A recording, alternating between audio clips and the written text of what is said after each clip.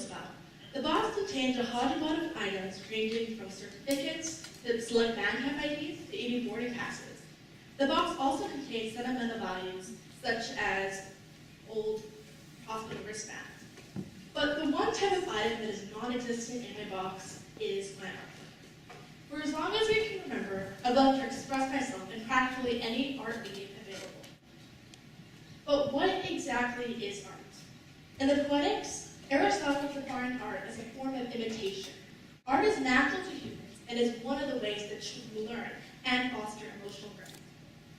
Art is also one of the mechanisms in which people show their truths. In my own canvas, I hope to show my own morals and values. So in this piece, it was basically a collage of some of the things that I enjoy and some of the things that I learned in my life. Art is much more than a means of entertainment. Art is a way to show people how you feel and how you want other people to feel.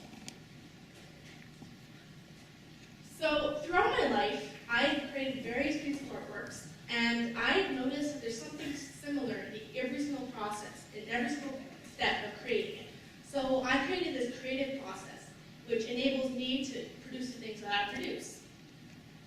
By sharing these steps in the creative process, I hope to instill in you guys the morals that you can create something you really wish to do. A lot of people claim that they can never be an artist, but that doesn't necessarily mean that they can't create anything. Anyone can become an artist if they really want to, and if they have the desire to create and change other people's lives.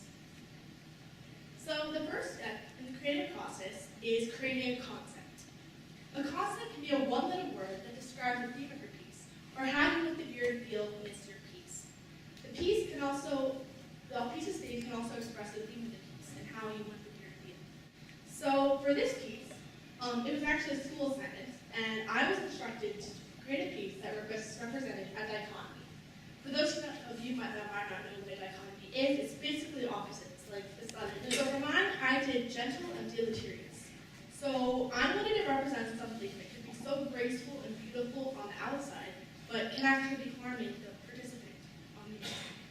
So basically what I did is I illustrated a harp, which is probably one of the most beautiful and graceful instruments that we witness today, of course. And I mixed it with having barred strings, which represents that people can have struggles and emotional struggles, even though it sounds like, or it appears to have, they appear to have having a good time on the outside.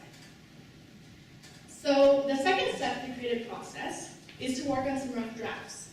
My first ideal representation of this piece was not this, of course. I basically sketched out a bunch of different compositions in my sketchbook, and I eventually chose one that best fitted my artistic abilities and interests. The third step is to gather materials.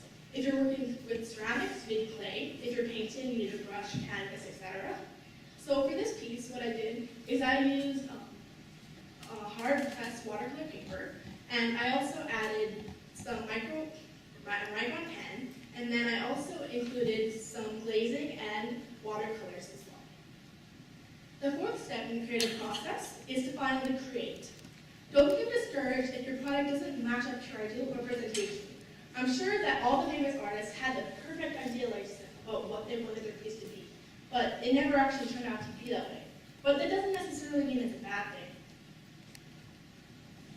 Whenever I'm drawing portraits, my painting or drawing is supposed to represent the participant's face.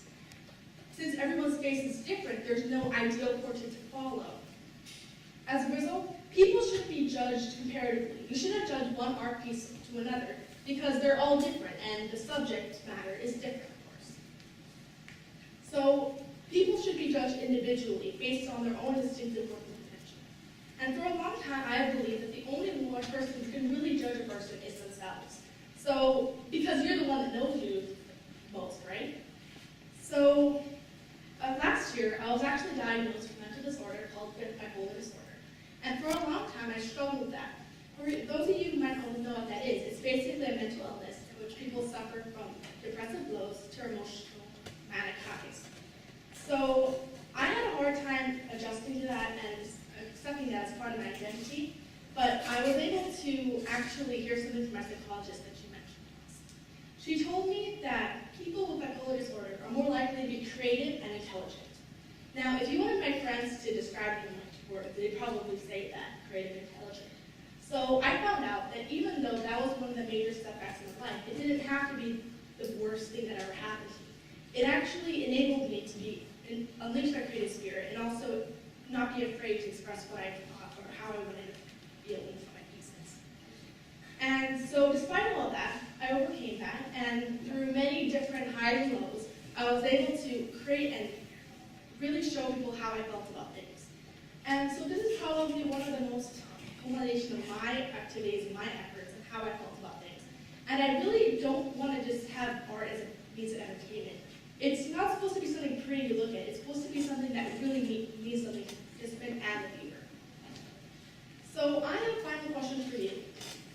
What are your ideas? How are you going to make an impact in today's world, and how do you plan on doing so? I encourage you to express your ideas and show people what you're really thinking. The elevator only goes up.